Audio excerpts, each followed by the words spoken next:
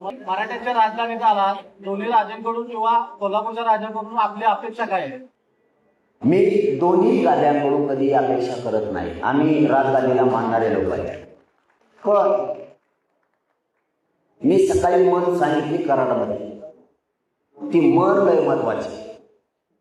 उदाहरणार्थ पूर्वी आपले पोरं घरापासून शहराकडे शिकायला असायचे.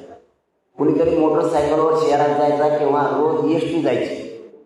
आपल्या गावाकडचे लोक डबा तयार करायचे आणि त्या पोरांना द्यायचे. मग त्या पोरं बस स्टँडवर थांबायचे आणि आपला डबा उतरून घेऊन जेवायचे. तसं राजेंकडं त्यांच्या संस्थानाकडं गॅजेटी आहे. एक प्रकारचा पोरांचा आयुष्य भागवण्यासाठी, त्यांचं भविष्य घडवण्यासाठी ती एक प्रकारचा डबा आहे जेवणाचा. त्यांनी फक्त जाहीरपणानं सगळ्यांनी सांगितलं पाहिजे की लेकरांनो, ह्यो जेवणाचा डबा तुमच्या घरच्यांनी आमच्याकडे दिलेले एवढा खा. असून त्यांनी म्हणूनही आमच्याजवळ डबा दिला नाही. कारण गॅजेटेड त्यांच्याकडे त्यांच्या पूर्वजांनी समाजासाठी करून ठेवलेलं आहे. ही खूप मोठी शिदोरी. ही फक्त त्यांनी मराठ्यांच्या लेकराला उघडी करून द्यावी की ही शिदोरी लेकराला खा आणि पुढचं आयुष्य भविष्य तुमचं घडवा. हे एवढीच आमच्याकडून आम्हाला अपेक्षा आहे त्यांच्याकडून. बाकी काय लढायला आम्ही खंबीर आहे.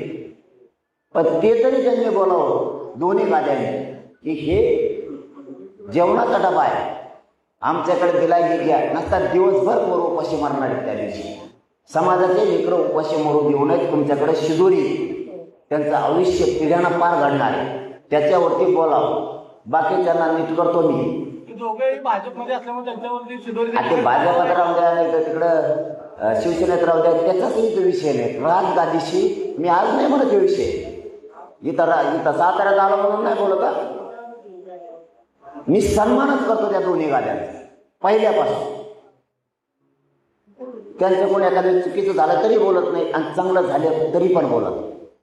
पण अपेक्षा आहे ती बोलून त्यांच्याकडे जर शिदोरी समाजाच्या भविष्याची, कल्याण होण्याची, तर त्यांनी सांगितलं पाहिजे ही शिदोरी ही घ्या.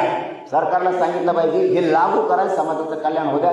आमच्या घरात ह्या गोष्टी आहेत. झालं एवढी अपेक्षा, कल्याण होण्याची अपेक्षाच व्यक्त केली. कारण छत्रपती शिवरायांनी कल्याणकारी राज्य उभा केलं आणि लेकराचं कल्याण त्यातून होणार आहे एवढं बोललं तरी खूप झालं.